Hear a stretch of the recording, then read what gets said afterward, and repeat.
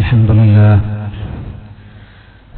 لله نحمده ونستعينه ونؤمن به ونتوكل عليه ونعوذ بالله من شرور أنفسنا ومن سيئات أعمالنا من يهده الله فلا مضل له ومن يضلله فلا هادي له ونشهد أن لا إله إلا الله وحده لا شريك له ونشهد أن محمدا عبده ورسوله أرسله بالهدى ودين الحق ليظهره على الدين كله ولو كره المشركون صلى الله على محمد وعلى آله وأصحابه وبارك وسلم تسليما كثيرا كثيرا. أما بعد، فيا أيها الناس أوصيكم عباد الله ونفسي أولا بتقوى الله، فقد قال الله تعالى: يا أيها الذين آمنوا اتقوا الله حق تقاته ولا تموتن إلا وأنتم مسلمون.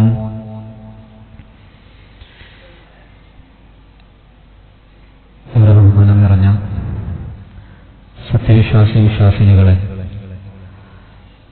അല്ലാഹു സുബ്ഹാനഹു വ തആലയുടെ എല്ലാ നിയമനിർദ്ദേശങ്ങളും സൂക്ഷിച്ചുകൊണ്ട്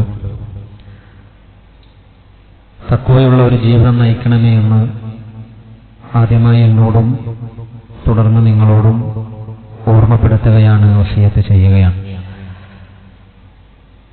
അല്ലാഹു സുബ്ഹാനഹു വ തആല അവന്റെ എല്ലാ കൽപ്പനകളെയും ആഗ്രഹത്തോടുകൂടി ജീവിതത്തിൽ പകർത്തുന്ന സത്യവിശ്വാസികളിൽ നമ്മളെല്ലാവരെയും ഉൾപ്പെടുത്തുമാറാകട്ടെ. ഈ ലോകത്ത് നിലനിൽക്കുന്ന ഏറ്റവും വലിയ സത്യം, ഈ പ്രപഞ്ചത്തിന് ഒരു സൃഷ്ടാവുണ്ട് എന്ന സത്യമാണ്. ആ ഒരു സത്യത്തെ നിരാകരിക്കുക എന്ന് പറയുന്നത് ഏറ്റവും വലിയ അജ്ഞതയാണ്. ആ അജ്ഞതയെ അലങ്കാരമാക്കി നവനാസ്തികത അരങ്ങു തകർത്തുകൊണ്ടിരിക്കുന്ന ഒരു സാഹചര്യത്തിലാണ് നമ്മളെല്ലാവരും ജീവിക്കുന്നത്. ആളുകൾ ദൈവത്തെ നിഷേധിച്ചുകൊണ്ടിരിക്കുന്ന ഒരു സമയം. യഥാർത്ഥത്തിൽ പല ആളുകളും അത്തരം ദൈവനിഷേധത്തിലേക്ക് എത്തിച്ചേരാൻ പൂർണ്ണമായ ബോധ്യത്തോടുകൂടിയുള്ള പഠനം നടത്തിയിട്ട് ഈ പ്രപഞ്ചത്തിനൊരു സൃഷ്ടാവില്ല എന്നെനിക്ക് ബോധ്യപ്പെട്ടു എന്ന് പറഞ്ഞുകൊണ്ടല്ല, മറിച്ച് വ്യക്തിപരമായ ഒരുപാട് കാരണങ്ങൾ അവർ പറയാം. അതിന്റെ സൈക്കോളജി പരിശോധിക്കുമ്പോൾ അത്തരം വ്യക്തിപരമായ കാര്യങ്ങളാണ് അവരെ അതിന് പ്രചോദിപ്പിക്കുന്നത് എന്നാണ്. ഒരുപക്ഷെ തോന്നിയതുപോലെ അധാർമികമായ ജീവിതത്തെ ന്യായീകരിക്കാനാവാം, അല്ലെങ്കിൽ അവരുടെ ആഗ്രഹങ്ങൾക്ക് ഒരുപക്ഷെ കുടുംബം എതിരു നിൽക്കുക എന്ന ചെറിയ സംഭവങ്ങളാവാം. ഒരുപക്ഷെ മതത്തിന്റെ ലേബലിൽ ചില ആളുകൾ കാട്ടിക്കൂട്ടുന്ന ദുരനുഭവങ്ങളാവാം. മതത്തിന്റെ പേരിൽ അവർ കണ്ടുകൊണ്ടിരിക്കുന്ന അന്ധവിശ്വാസങ്ങളാവാം. ഈ ലോകത്തെ വീക്ഷിക്കുമ്പോൾ ഈ ലോകത്ത് കാണുന്ന പല അക്രമങ്ങളും അനീതിയുമാവാം. പല കാരണങ്ങളുമുണ്ട്. പക്ഷെ അവിടെ യഥാർത്ഥത്തിൽ ഈ പ്രപഞ്ചത്തിന് ഒരു സൃഷ്ടാവുണ്ടോ എന്നൊരു പഠനം നടക്കേണ്ടതുണ്ട്. യഥാർത്ഥത്തിൽ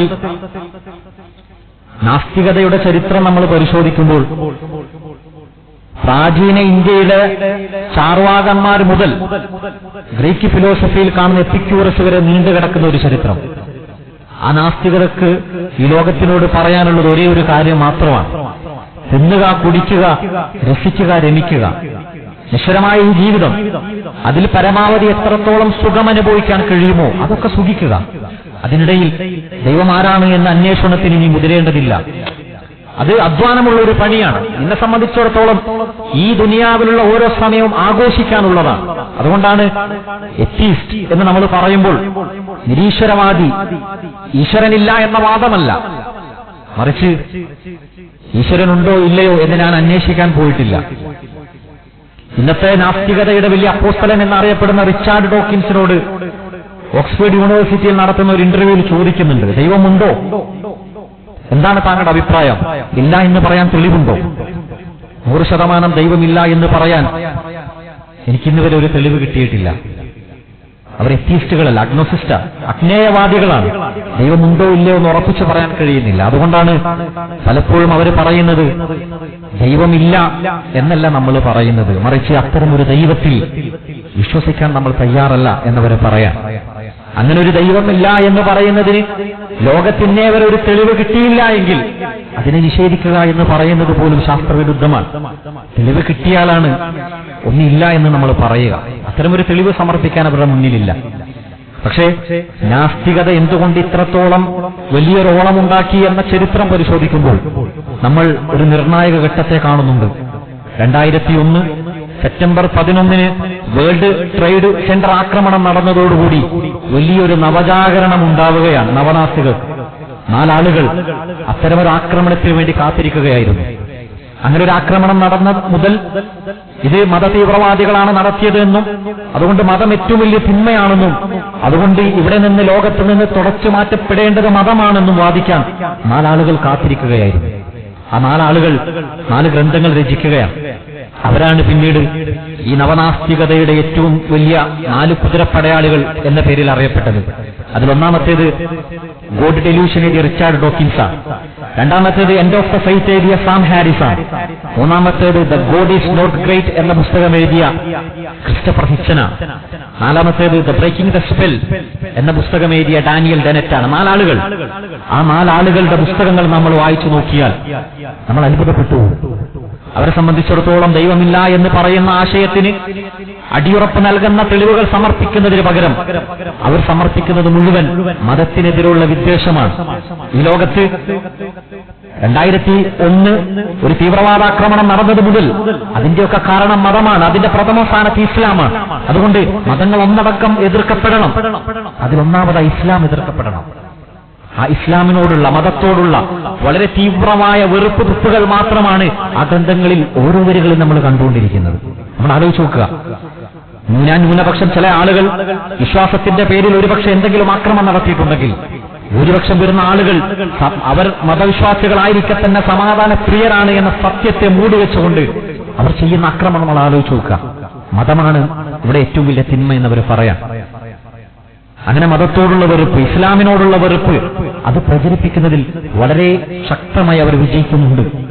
അതുകൊണ്ടാണ് അമേരിക്കയിൽ 2015 ഇസ്ലാമോഫോബിയയുടെ ഇര എന്ന വലിയ ഉദാഹരണമായി ഒരു സംഭവം പറയാറുണ്ട്.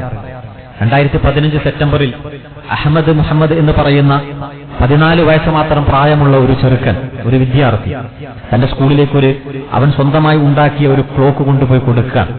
ഈ ക്ലോക്ക് കാണുന്ന ടീച്ചർ അത് കൊണ്ടുവന്നവൻ, അതുണ്ടാക്കിയവൻ അഹമ്മദ് മുഹമ്മദാണ്. എന്നാൽ അത് ക്ലോക്കല്ല, അത് ബോംബാണ്. അത് സ്കൂൾ മാനേജ്മെന്റിന് കൈമാറുകയാണ്. അവനെ സ്കൂളിൽ നിന്ന് പുറത്താക്കുകയാണ്. പോലീസ് അവനെ മാത്രമല്ല അവന്റെ മാതാപിതാക്കളെ പിടിക്കുകയാണ്. ലോകം വാർത്ത അറിഞ്ഞു, അന്വേഷണം നടന്നു. ഇത് കേവലം ക്ലോക്കാണ് എന്ന് തിരിച്ചറിയാൻ അധികം സമയമൊന്നും ആവശ്യം വന്നില്ല. അതോടുകൂടി ഇസ്ലാമോഫോബിയയുടെ അപകടം എത്രയാണ് എന്ന് ലോകം വായിക്കാൻ തുടങ്ങി. അവിടെയാണ് ഞാൻ നേരത്തെ പറഞ്ഞ 4 കുതിരക്കാരിൽ ഒരാൾ. ഈ 4 കുതിരക്കാരിൽ ഒരു മനുഷ്യനെ എഴുതുന്നത് നമ്മൾ കാണുകയാണ്. യഥാർത്ഥത്തിൽ അഹമ്മദ് മുഹമ്മദ് ഒരു ക്ലോക്ക് ബോയ് അല്ല, ഒരു ഫോക്സ് ബോയിയാണ്. യഥാർത്ഥത്തിൽ അഹമ്മദ് മുഹമ്മദ് അവനൊരു തട്ടിപ്പുകാരനാണ്. ഇത്രത്തോളം ആളുകൾ അവനെ കൂടെ നിൽക്കുമ്പോൾ പോലും അവന്റെ പേര് കണ്ടതുകൊണ്ട് അവൻ കൊണ്ടുവന്ന ക്ലോക്ക് അതൊരുപക്ഷെ ബോംബല്ലെങ്കിൽ കൂടി അവൻ കുട്ടികളൊക്കെ പേടിപ്പിക്കാൻ കൊണ്ടുവന്നതാണ്. ആ ക്ലാസ്സിൽ ഒരു ഭീകരാന്തരീക്ഷം സൃഷ്ടിക്കാൻ കൊണ്ടുവന്നതാണ്.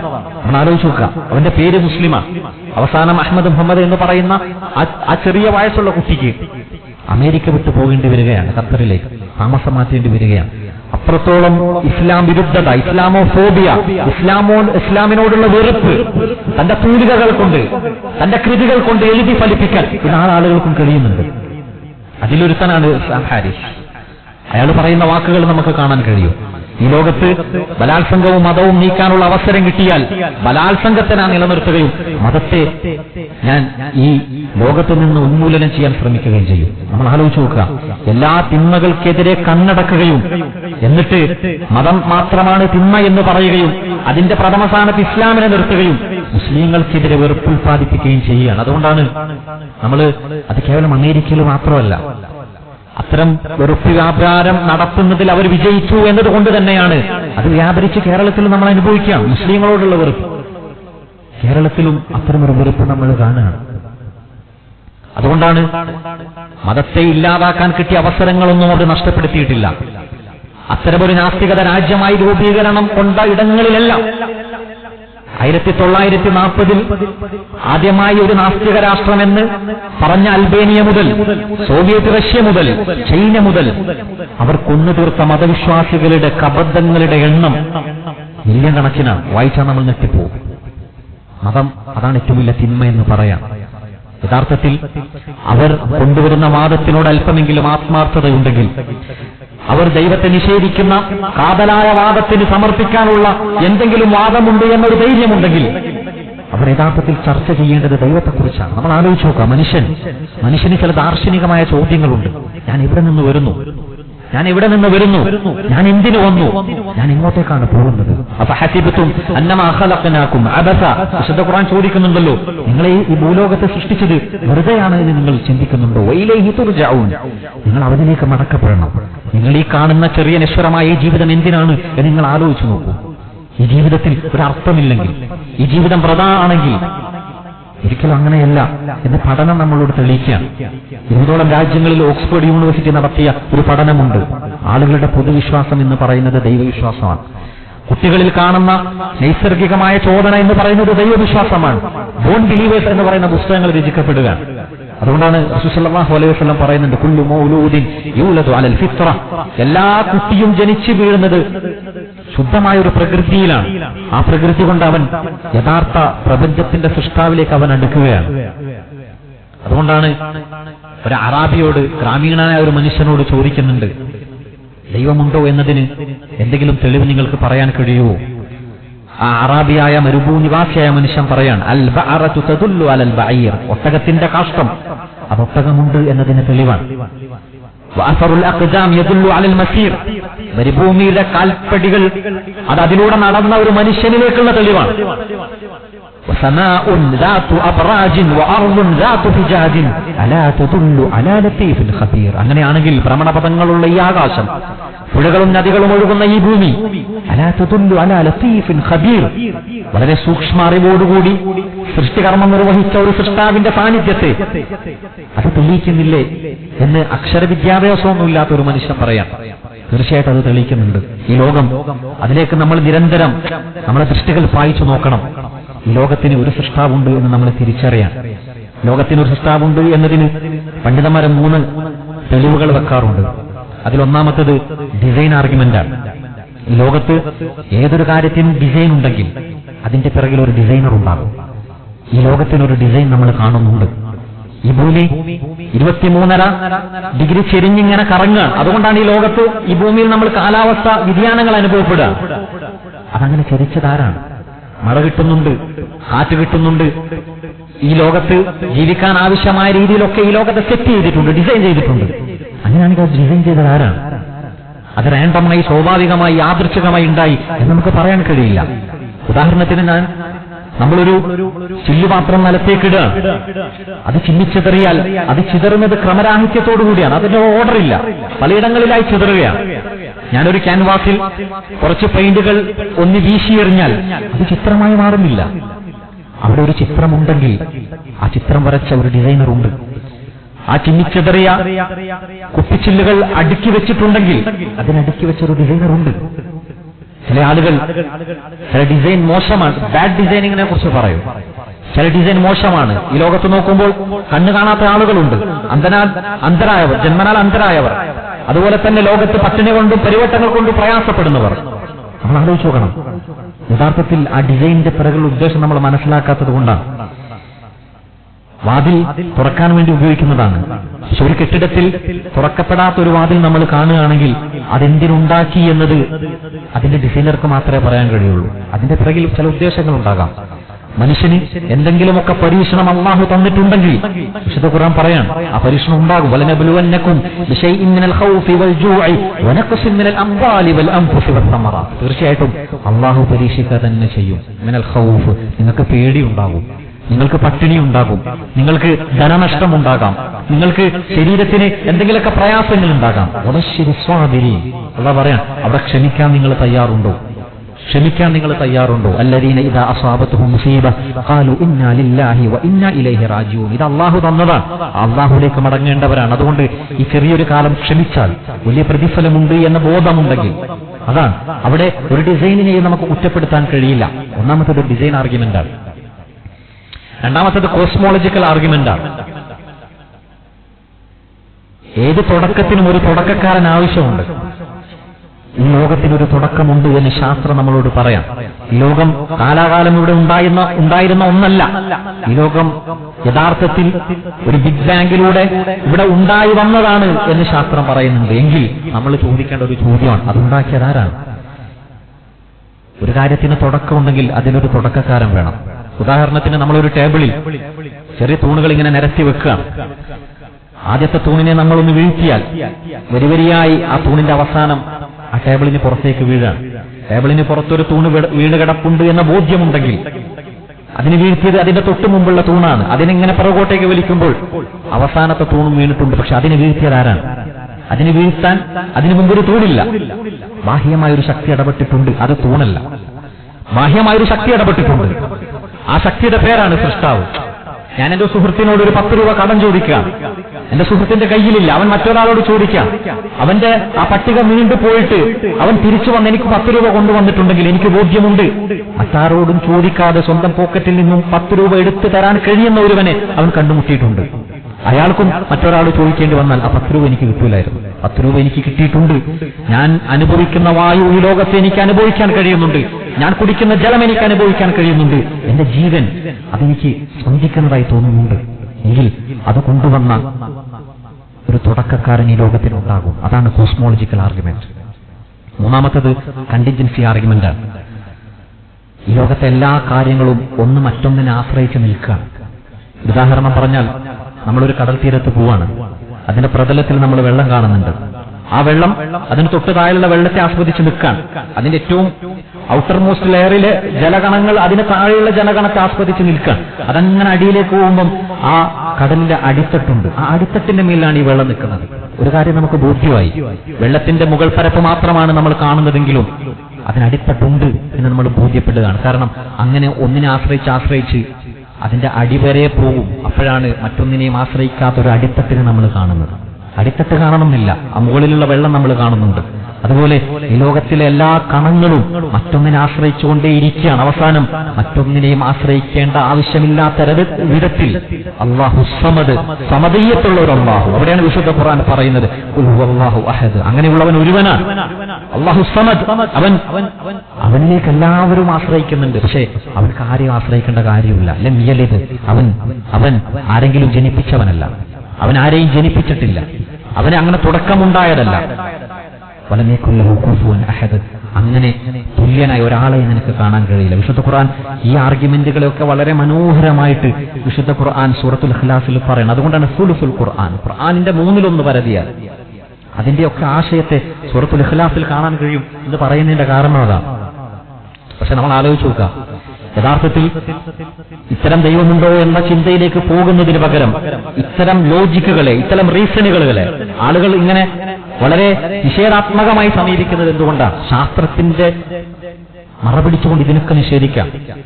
ദൈവത്തെ ശാസ്ത്രം തെളിയിക്കട്ടെ എന്ന് ചില ആളുകൾ പറയാം. ആ ഒരു ചോദ്യം യഥാർത്ഥത്തിൽ ഒരു ട്രെയിൻ എന്തുകൊണ്ട് പറക്കുന്നില്ല എന്നൊരു മനുഷ്യൻ ചോദിച്ചാൽ എത്രത്തോളം വിഡ്ഢിത്തമാണ്. കാരണം ട്രെയിൻ എന്ന് പറയുന്ന ഒരു വാഹനത്തിന്റെ ധർമ്മം അത് നിശ്ചയിക്കപ്പെട്ട പാളത്തിലൂടെ ഓടുക എന്നതാണ്. ട്രെയിൻ പറക്കാൻ വേണ്ടി ഉണ്ടാക്കിയതല്ല. ശാസ്ത്രം എന്ന് പറയുന്നത് പദാർത്ഥ ലോകത്തെപ്പറ്റി പഠിക്കാൻ വേണ്ടി നിർമ്മിക്കപ്പെട്ടതാണ്. പരീക്ഷണ നിരീക്ഷണങ്ങളിലൂടെ ഒരു ലാബിലേക്ക് കൊണ്ടുവന്ന് ബോധ്യപ്പെടുന്ന ഒന്നാണ് ശാസ്ത്രം. അതുകൊണ്ട് ഒരുപക്ഷെ ഒരു മനുഷ്യന്റെ വാപ്പയാരാണ് എന്ന് ശാസ്ത്രം കൊണ്ട് തെളിയിക്കാം. പക്ഷേ തന്റെ മകന് എന്നോട് സ്നേഹമുണ്ടോ എന്ന് ശാസ്ത്രം കൊണ്ട് തെളിയിക്കാൻ കഴിയില്ല.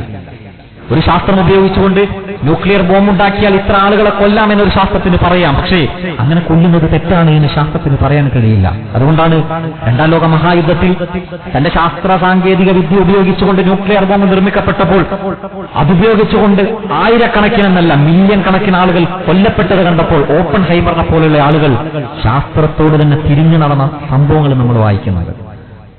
യഥാർത്ഥത്തിൽ ശാസ്ത്രം എന്ന് പറയുന്നത് ഒരു ടൂളാണ്. ഒരു മകന് വാപ്പയോടുള്ള സ്നേഹം ശാസ്ത്രം കൊണ്ട് അളക്കാൻ കഴിയില്ല എങ്കിൽ, സ്നേഹം എന്ന് പറയുന്ന സത്യത്തെ ശാസ്ത്രത്തിന്റെ ഉള്ളിൽ ഒതുക്കാൻ കഴിയില്ല എങ്കിൽ, ഇതിനെ ഒതുക്കാൻ കഴിയാത്ത ഒരുപാട് സത്യമുണ്ട് എന്ന കേവല ബോധ്യമെങ്കിലും ഉണ്ടാവുക എന്ന് പറയുന്നതാണ് ശാസ്ത്രത്തെ പറ്റിയുള്ള അവബോധം എന്ന് പറയുന്നത്. ശാസ്ത്രം അറിയുക എന്ന് പറഞ്ഞാൽ അതാണ്. ആ ശാസ്ത്രത്തെ ഉപയോഗിച്ചുകൊണ്ട് സൃഷ്ടാവിലേക്ക് അടുക്കാനാണ് വിശുദ്ധ ഖുർആൻ പറയുന്നത്. ശാസ്ത്രം എന്തിനാ? അത് സൃഷ്ടാവിലേക്ക് അടുക്കാനുള്ള ഒരു ടൂളാണ്. വിശുദ്ധ ഖുർആൻ അതുകൊണ്ടാണ് പറയുന്നത് സൂറത്ത് യൂനുസിൽ, നിങ്ങൾ നോക്കൂ. റസൂൽ സല്ലല്ലാഹു അലൈഹി വസല്ലമയോട് പറയാണ്, ഖുൽ, റസൂലേ താങ്കളുടെ അനുയായികളോട് പറയണം, ഉംദുറു ഫിസ്സമാവാതി, ആകാശഭൂമിയിലുള്ള ദൃഷ്ടാന്തങ്ങൾ എന്തൊക്കെയാണ് എന്നവർ നോക്കാൻ വേണ്ടി വിശുദ്ധ ഖുർആൻ പറയാൻ. വിശുദ്ധ ഖുർആൻ സൂറത്തുൽ ആൽ ഇംറാന്റെ അവസാനം പറയുന്നുണ്ട്, വിശ്വാസികളുടെ ഗുണങ്ങളായിട്ട് പറയാണ്, യതഫക്കറൂന ഫീ ഖൽഖിസ് സമാവാതി വൽ അർദ്, അവര് ആകാശങ്ങളുടെയും ഭൂമിയുടെയും സൃഷ്ടിപ്പിനെ പറ്റി അവർ ചിന്തിക്കും.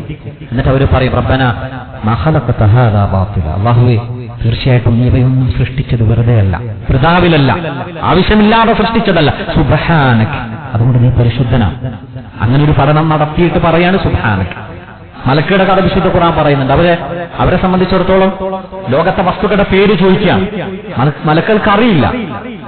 ഹലോ സുബ്ഹാനക, അവർ ആദ്യം സുബ്ഹാനക പറയാം, അല്ലാഹു നീ പരിശുദ്ധൻ, ലാ ഇൽമ ലനാ ഇല്ലാ മാ അല്ലംതനാ, നീ പഠിപ്പിച്ചു തന്നതല്ലാതെ എനിക്കറിയില്ല. അവരാദ്യം സുബ്ഹാനക പറഞ്ഞു. പക്ഷേ മലക്കുകളോട് പഠിക്കാനുള്ള, പരീക്ഷണങ്ങളോടുള്ള, നിരീക്ഷണങ്ങളോടുള്ള നിർദ്ദേശം അവർക്കില്ല. മനുഷ്യൻ അങ്ങനെയല്ല.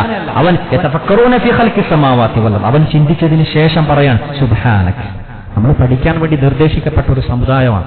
അതുകൊണ്ട് തന്നെയാണ് റസൂൽ സല്ലല്ലാഹു അലൈഹി വസല്ലം കൊണ്ടുവന്ന വിശുദ്ധ ഖുർആനിലൂടെ നിരന്തരം പ്രപഞ്ചത്തെ സംബന്ധിച്ചുള്ള ഉത്ബോധനങ്ങൾ ഉണ്ടായപ്പോൾ റസൂൽ സല്ലല്ലാഹു അലൈഹി വസല്ലമയുടെ അനുയായി വൃന്ദത്തിൽ കടന്നുപോകുമ്പോൾ വലിയ വലിയ ശാസ്ത്രജ്ഞന്മാരുണ്ടായത് നമ്മൾ കാണുന്നത് അവിടെയാണ്.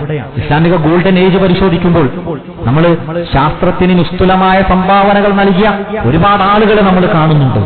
ഇബ്നു നഫീസിനെ പോലെ, ഇബ്നു സീനയെ പോലെ, റാസിയെ പോലെ, അൽകിന്ദിയെ പോലെ, അൽബുറൂനിയെ പോലെ, ഒപ്റ്റിക്സിന്റെ പിതാവായ ഇബ്നുൽ ഹൈസമിനെ പോലെ, ആൽജിബ്രയുടെ പിതാവായ ഖവാരിസ്മിയെ പോലെ ഒരുപാട് ശാസ്ത്രജ്ഞരെ നമ്മൾ കാണുക. അവർ ശാസ്ത്രം ഉപയോഗിച്ചത് എന്തെങ്കിലുമൊക്കെ നേടാൻ വേണ്ടിയല്ല, അവർ ദൈവത്തിലേക്ക് അടുക്കാൻ ശാസ്ത്രം ഉപയോഗിക്കാം. ആ സമയത്ത് ശാസ്ത്രത്തിന് വലിയൊരു ത്യാഗം ആവശ്യമുണ്ടായിരുന്ന ഒരു കാലമുണ്ടായിരുന്നു. അവിടെ എവിടെയും നാസ്തികരുടെ ഒരു സംഭാവന നമ്മൾ കാണുന്നില്ല. എന്നിട്ട് ശാസ്ത്രം പുരോഗമിച്ചു. ആ ശാസ്ത്രം കൊണ്ട് കോടികൾ കൊയ്യാനുള്ള ടൂളാണ് ശാസ്ത്രം എന്ന് അവർക്ക് ബോധ്യപ്പെട്ടു. അപ്പോഴാണ് അവർ ശാസ്ത്രത്തെ പറ്റി പഠിക്കുന്നത്. നമ്മളെ സംബന്ധിച്ചിടത്തോളം ആ ശാസ്ത്രം ഉപയോഗിക്കുന്നത് ആളുകളുടെ നശീകരണത്തിന് വേണ്ടിയല്ല, ആളുകളുടെ പ്രൊഡക്റ്റീവിന് വേണ്ടിയാണ്, സൃഷ്ടാവിലേക്ക് നടന്നെടുക്കാൻ വേണ്ടിയാണ്. നമ്മൾ ആലോചിച്ച് നോക്കാം, നാസ്തികത ഇന്ന് എത്രത്തോളം എന്ന് പറഞ്ഞാൽ ദൈവമാണ് അവരുടെ അടിസ്ഥാന വിഷയമെന്ന് പോലും മനസ്സിലാക്കാതെ ദൈവത്തെ അവർ മാറ്റി നിർത്തി. ആ ദൈവത്തെ കൊണ്ടുവന്ന പ്രവാചകനെ തെറിപറയാൻ ശ്രമിക്കുക. നമ്മളിന്ന് ഒരു മുസ്ലിമിനെ സംബന്ധിച്ചിടത്തോളം ഒരു സോഷ്യൽ മീഡിയ ഒന്ന് സ്ക്രോൾ ചെയ്താൽ അവർ ഏറ്റവും കൂടുതൽ സ്നേഹിക്കുന്ന പ്രവാചകനെ സംബന്ധിച്ച് വായിച്ചു തീർക്കാൻ പോലും കഴിയാത്ത അസഭ്യമായ വാക്കുകൾ ഒരു മുസ്ലിമിന് കാണേണ്ടി വരികയാണ്. നമ്മൾ ആലോചിച്ച് നോക്കുക, സംസ്കാരം പഠിപ്പിക്കാൻ വന്ന ആളുകൾ എന്ന് പറയുന്നവരാണല്ലോ, ഈ ലോകത്തെ ബെസ്റ്റ് പോസിബിൾ വേൾഡിലേക്ക് നയിക്കാൻ വന്ന ആളുകൾ എന്ന് പറയുന്നവരാണല്ലോ മുസ്ലിങ്ങൾ എന്ന് പറയുന്ന ഈ ലോകത്തിന്റെ തന്നെ വലിയൊരു ശതമാനം ആളുകൾ നെഞ്ചിലേറ്റുന്ന ഒരു പ്രവാചകൻ. ആ പ്രവാചകനെ സംബന്ധിച്ച് അവർ വായിക്കാൻ പോലും ആഗ്രഹിക്കാത്ത വാക്കുകൾ കൊണ്ട് ഇങ്ങനെ ശകാര വർഷം നടത്തുക. കാരണം അത്തരമൊരു ദൈവത്തെ പരിചയപ്പെടുത്തിയത് ഈ പ്രവാചകനാണ്. ആ പ്രവാചകനെ സംബന്ധിച്ചുള്ള എല്ലാ സ്നേഹങ്ങളും ഉടച്ചു തകർക്കാൻ കഴിഞ്ഞാൽ, ആ പ്രവാചകൻ സല്ലല്ലാഹു അലൈഹി വസല്ലമയെ വിശ്വാസികളുടെ മനസ്സിൽ നിന്ന് നിറക്കാൻ കഴിഞ്ഞാൽ, ആ പ്രവാചകനോട് അവർക്ക് അവമതിപ്പുണ്ടാക്കാൻ കഴിഞ്ഞാൽ, ആ പ്രവാചകൻ സല്ലല്ലാഹു അലൈഹി വസല്ലമയോട് വൈകാരികമായ അകൽച്ച ഉണ്ടാക്കാൻ കഴിഞ്ഞാൽ, അത്തരം ദൈവസങ്കല്പങ്ങൾ അതൊക്കെ അസ്തമിക്കും. ജീവിക്കുന്ന ഒരു മതമായ ഇസ്ലാമിനെ സംബന്ധിച്ചിടത്തോളം ആ ഇസ്ലാം പെട്ടിക്കൂട്ടിൽ മാത്രമാവും, ജീവിതത്തിൽ ഇടപെടാത്തൊരവസ്ഥയുണ്ടാകും. നമ്മൾ ആലോചിച്ച് നോക്കുക, യഥാർത്ഥത്തിൽ പ്രവാചകൻ സല്ലല്ലാഹു അലൈഹി വസല്ലമയെ അക്ഷരം പ്രതി വിശ്വസിച്ചവരാണ് സഹാബാക്കൾ. അവര് പ്രവാചകന്റെ സത്യസന്ധത കണ്ട് വിശ്വസിച്ചവരാണ്. പ്രവാചകൻ എങ്ങനെയായിരുന്നു എന്ന് ജീവിതം കണ്ട് വിശ്വസിച്ചവരാണ്. അവരൊരുപാട് തെളിവ് ചോദിച്ചിട്ടല്ല പ്രവാചകനെ വിശ്വസിച്ചത്. ആ പ്രവാചകൻ നമ്മുടെ കൂട്ടത്തിൽ ജീവിച്ച മനുഷ്യനാണ്. ലോകത്തിന്നുവരെ നമ്മുടെ അനുഭവത്തിൽ കളവ് പറഞ്ഞിട്ടില്ലാത്ത പ്രവാചകൻ.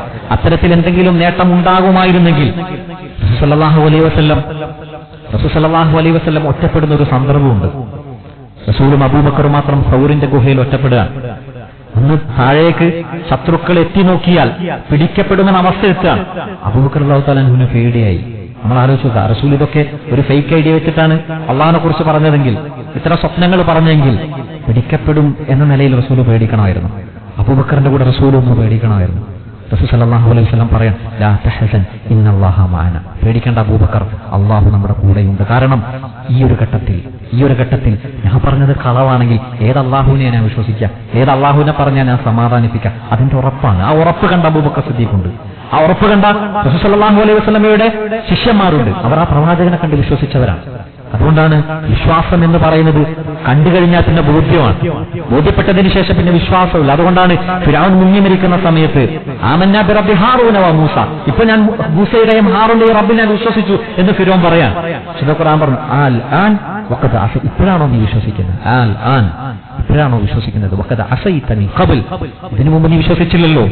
റൂഹ് തൊണ്ടക്കുഴിയിൽ എത്തുന്ന ഒരു സന്ദർഭത്തിൽ മറ്റൊരു ലോകം അനുഭവപ്പെടുന്ന സമയത്ത് അനുഭവപ്പെടുന്നത് വിശ്വസിക്കാൻ നിങ്ങൾ ആവശ്യമില്ല. അതുകൊണ്ടാണ് റസൂൽ സല്ലല്ലാഹു അലൈഹി വസല്ലമയുടെ ഖിയാമത്തിനെ സംബന്ധിച്ച് പറയുന്ന ഹദീസുകൾ കാണാം. ഈ ലോകം അവസാനിക്കുന്ന സമയത്ത് സൂര്യൻ പടിഞ്ഞാറ് ഉദിക്കുന്ന ആ സമയത്ത് ആളുകൾക്ക് വിശ്വസിക്കാനുള്ള അവസരം നഷ്ടപ്പെടുക. അതൊരു പ്രാപഞ്ചിക സത്യത്തെ നേരെ തലതിരിഞ്ഞ് കാണുമ്പോൾ ആ സമയത്ത് ആളുകൾക്ക് മനസ്സിലാകുകയാണ് ഈ ലോകം അവസാനിക്കാൻ പോവാണ്. അതുവരെ അവർക്ക് സാധ്യതയുണ്ട്, അവർക്ക് വിശ്വസിക്കാനുള്ള അവസരമുണ്ട്. ബോധ്യപ്പെട്ടതിന് ശേഷം വിശ്വാസമില്ല. ആ പ്രവാചകനെ കണ്ട് വിശ്വസിച്ചവരാ. അതുകൊണ്ടാണ് വിശുദ്ധ ഖുർആൻ സൂറത്തുൽ ആൽ ഇംറാന്റെ അവസാന റബ്ബനാ ഇന്നനാ സമിഅനാ മുനാദിയൻ യുനാദി ലിൽ ഈമാൻ അൻ ആമിനു ബിറബ്ബികും ഫആമന്ന റബ്ബനാ ഇന്നനാ സമിഅനാ, അല്ലാഹുവേ തീർച്ചയായിട്ടും നമ്മൾ കേട്ടു, മുനാദിയൻ അല്ലാഹുവിലേക്ക് വിളിക്കുന്ന ഒരു വിളിയാളകനെ നമ്മൾ കേട്ടു, ഇലൽ ഈമാൻ, ആ പ്രവാചകനെ വിളിച്ചത് ഈമാനിലേക്കായിരുന്നു. അൻ ആമിനു ബിറബ്ബികും, നിങ്ങൾ റബ്ബിലേക്ക് വിശ്വസിക്കൂ എന്നായിരുന്നു ആ പ്രവാചകൻ പറഞ്ഞത്. ഫആമന്ന, നമ്മൾ വിശ്വസിച്ചു, അടിയുറച്ച് വിശ്വസിച്ചു. അതുകൊണ്ടാണല്ലോ ഇസ്രാ മിഅ്റാജ് നടന്ന സംഭവത്തിൽ ശത്രുക്കൾ വല്ലാതെ സന്തോഷിക്കാൻ അബൂബക്കർ സിദ്ദീഖ് റളിയല്ലാഹു തആല അൻഹുവിന്റെ അടുക്കിലേക്ക് സന്തോഷത്തോടുകൂടി പോവാൻ. ഈ മുഹമ്മദിൽ വിശ്വസിച്ചു എന്നാണല്ലോ പറയുന്നത്. മുഹമ്മദ് കാലങ്ങളോളം മാത്രം സഞ്ചരിച്ചാൽ എത്തുന്ന ബൈത്തുൽ മുഖദ്ദസിൽ ഇന്നലെ രാത്രി പോയി തിരിച്ചു വന്നു എന്ന് പറയാൻ. ഇനി നീ വിശ്വസിക്കുവോ? മുഹമ്മദാണോ പറഞ്ഞത് സല്ലല്ലാഹു അലൈഹി വസല്ലം? പ്രവാചകൻ അങ്ങനെ പറഞ്ഞിട്ടുണ്ടോ? ഉണ്ട്. എങ്കിൽ ഞാൻ വിശ്വസിച്ചു. കാരണം എന്നെ സംബന്ധിച്ചിടത്തോളം ഈ 4000 കിലോമീറ്ററുള്ള ബൈത്തുൽ മുഖദ്ദിസ് എന്നല്ല, 7 ആകാശത്തിനപ്പുറത്ത് നിന്ന് പ്രവാചകൻ നിരന്തരം ഒരു വഹി എന്നിലേക്ക് കൊണ്ടുവരുന്നു എന്ന് പറഞ്ഞ അത് വിശ്വസിച്ച് എന്നെ സംബന്ധിച്ചിടത്തോളം ഇത് വിശ്വസിക്കാൻ എനിക്ക് യാതൊരു തടസ്സവുമില്ല. അസ്സുദ്ദീഖ്, അവിടെയാണ് അബൂബക്കർ സിദ്ദീഖ് എന്ന പേരിലേക്ക് വരുന്നത്. ആ ഒരു അചഞ്ചലമായ വിശ്വാസമുണ്ട്. ആ വിശ്വാസം കേവലം അബൂബക്കറിന് മാത്രം ഉണ്ടായ വിശ്വാസമല്ല, അത് സമൂഹം ഒന്നടങ്കം ഇങ്ങനെ കൈമാറിപ്പെടുന്ന വിശ്വാസമാണ്.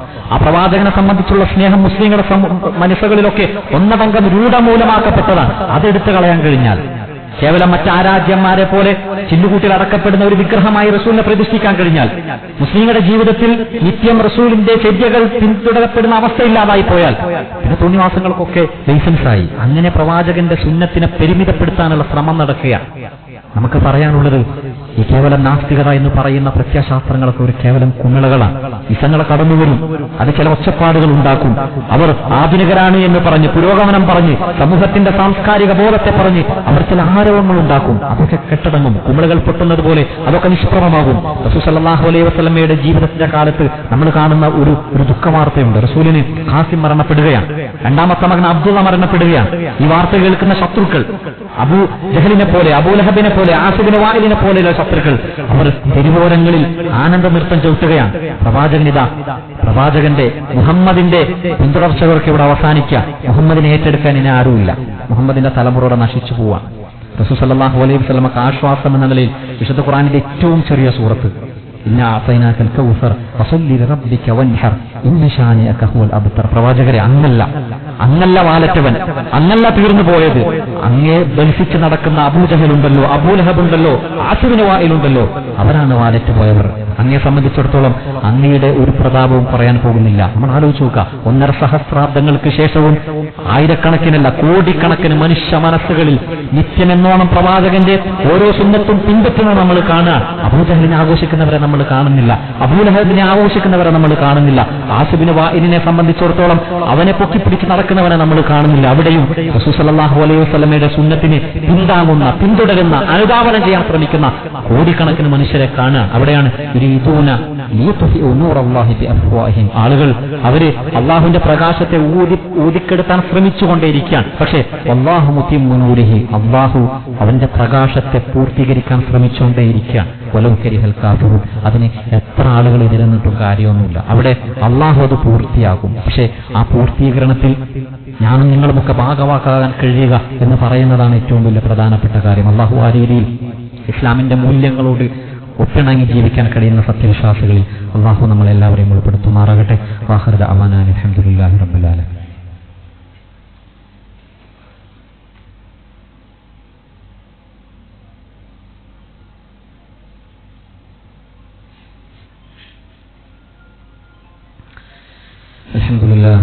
الحمد لله الواحد الأحد الذي لم يلد ولم يولد ولم يكن له كفوا أحد. صلى الله على محمد وعلى آله وأصحابه الأبر. وقد قال الله تعالى: يا أيها الذين آمنوا اتقوا الله وقولوا قولا سديدا يصلح لكم أعمالكم ويغفر لكم ذنوبكم ومن يطع الله ورسوله فقد فاز فوزا عظيما. الله سبحانه وتعالى ജീവിതത്തിന്റെ എല്ലാ നിമിഷങ്ങളിലും സൂക്ഷിക്കണമെന്നും ഒരിക്കൽ കൂടി ഓർമ്മപ്പെടുത്തുകയാണ്, വസിയ്യത്ത് ചെയ്യുകയാണ്. വിശുദ്ധ ഇസ്ലാം ജീവിക്കുന്ന ഒരു മതമാണ്. വിശുദ്ധ ഇസ്ലാമിന്റെ മൂല്യം മറ്റാരേക്കാളും ആദ്യം ഉൾക്കൊള്ളേണ്ടത് മുസ്ലിങ്ങൾ തന്നെയാണ്. നമ്മളെ സംബന്ധിച്ചിടത്തോളം ഇസ്ലാമിന്റെ അനുഗ്രഹം, അതിന്റെ വലിപ്പം തിരിച്ചറിയേണ്ടവർ നമ്മളാണ്. പലപ്പോഴും ഇസ്ലാമിന്റെ മൂല്യത്തെ മറ്റുള്ളവരെ അംഗീകരിപ്പിക്കുക എന്നതിൽ നമുക്ക് വലിയ തിരക്കുണ്ട്. പക്ഷേ ആ ഇസ്ലാം നമ്മുടെ ജീവിതത്തിലേക്കാക്കുക എന്നതിന് പലപ്പോഴും നമ്മൾ പരാജയപ്പെട്ടു പോവാം.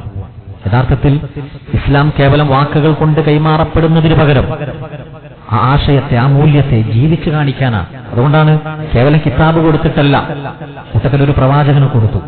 യംശിഫിൽ അസ്വാഖ്, ആ പ്രവാചകൻ അങ്ങാടിയിലേക്ക് പോകും, നാട്ടുകാരോട് സംസാരിക്കും, വീട്ടിലെ പണികൾ ചെയ്യും. അവിടേക്ക് ആ റസൂൽ കാത്തു സൂക്ഷിച്ചൊരു മൂല്യമുണ്ട്. അത് അങ്ങാടിയിൽ പോകുമ്പോൾ, വീട്ടിൽ പോകുമ്പോൾ, സ്കൂളിൽ പോകുമ്പോൾ, കോളേജിൽ പോകുമ്പോൾ കാത്തു സൂക്ഷിക്കാൻ എനിക്ക് കഴിയുന്നുണ്ടോ? ഇന്നത്തെ ലിബറലിസം, സ്വാതന്ത്ര്യത്തിന്റെ മധുര ചഷകങ്ങൾ യുവാക്കളുടെ മുന്നിൽ, യുവതികളുടെ മുന്നിൽ ഇങ്ങനെ നീട്ടിക്കൊടുക്കുമ്പോൾ അതിലേക്ക് ആകർഷിക്കപ്പെടുക എന്നത് സ്വാഭാവികമാണ്. രക്ഷിതാക്കൾ എന്ന നിലയിൽ അവർക്ക് തർബീയത്തിന്റെ മതപാഠങ്ങൾ പറഞ്ഞു കൊടുക്കാൻ നമുക്ക് കഴിഞ്ഞിട്ടുണ്ടോ? അങ്ങനെ ജീവിച്ച നല്ലൊരു മാതാവാകാൻ, ഒരു പിതാവാകാൻ എനിക്ക് കഴിഞ്ഞിട്ടുണ്ടോ? അങ്ങനെ ആവുമ്പോഴാണ് നമ്മൾ കൗമാരക്കാരെ കുറിച്ചൊക്കെ പറയുമ്പോൾ ഏത് കൗമാരക്കാരാണ് എന്ന് നമ്മൾ പഠിക്കണം. ആയിഷ റളിയല്ലാഹു തആല അൻഹ, റസൂൽ സല്ലല്ലാഹു അലൈഹി വസല്ലം മരണപ്പെടുമ്പോൾ കേവലം 18 വയസ്സ് മാത്രമാണ് പ്രായം. റസൂൽ സല്ലല്ലാഹു അലൈഹി വസല്ലമയുടെ ആ ജീവിതത്തെ ഒരുപക്ഷെ ലോകർക്ക് ഏറ്റവും കൂടുതൽ ഒപ്പിയെടുത്ത് ചിത്രീകരിച്ചു തന്നത് ആരാണ് എന്ന ചോദ്യത്തിന് റസൂൽ സല്ലല്ലാഹു അലൈഹി വസല്ലം പഠിപ്പിച്ചു തന്ന മതമൂല്യങ്ങളെ ഏറ്റവും ഭംഗിയായി അവതരിപ്പിച്ചത്, സഹാബാക്കൾക്ക് പോലും പഠിപ്പിച്ചു കൊടുത്തത് ആരാണ് എന്ന് പറയുമ്പോൾ അവിടെ ഒരു സ്ത്രീ നാമം നമ്മൾ കേൾക്കുകയാണ്. 18 വയസ്സ് മാത്രം പ്രായമുള്ള, ആ പ്രായം പോലും ഇല്ലാത്ത ഒരു വനിതയെക്കുറിച്ച് കേൾക്കാൻ. അതൊരു കൗമാരപ്രായ ആയിഷ റളിയല്ലാഹു തആല അൻഹയാണ്. നമ്മളെ സംബന്ധിച്ചിടത്തോളം നമ്മുടെ മോഡലുകൾ അവരാണ്. അവരെ സംബന്ധിച്ചിടത്തോളം കിട്ടിയ അവസരം ചെറുതാണെങ്കിലും റസൂൽ സല്ലല്ലാഹു അലൈഹി വസല്ലമയോടുള്ള അടിയുറച്ച മുഹബ്ബത്തുണ്ട്.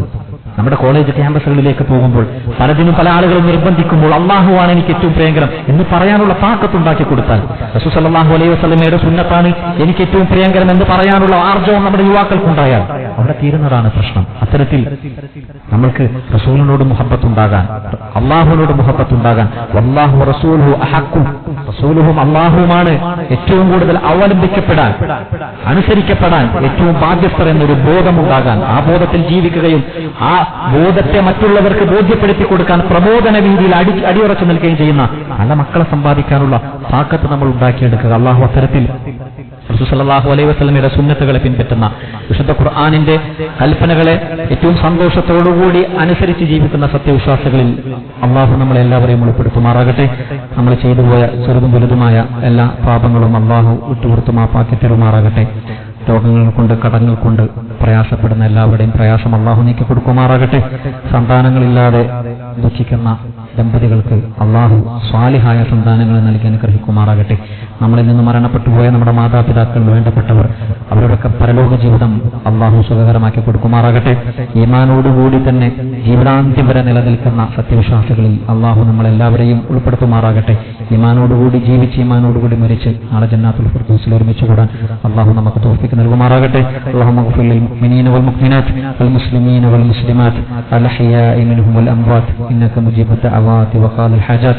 ربنا آتنا في الدنيا حسنة وفي الآخرة حسنة وقنا عذاب النار.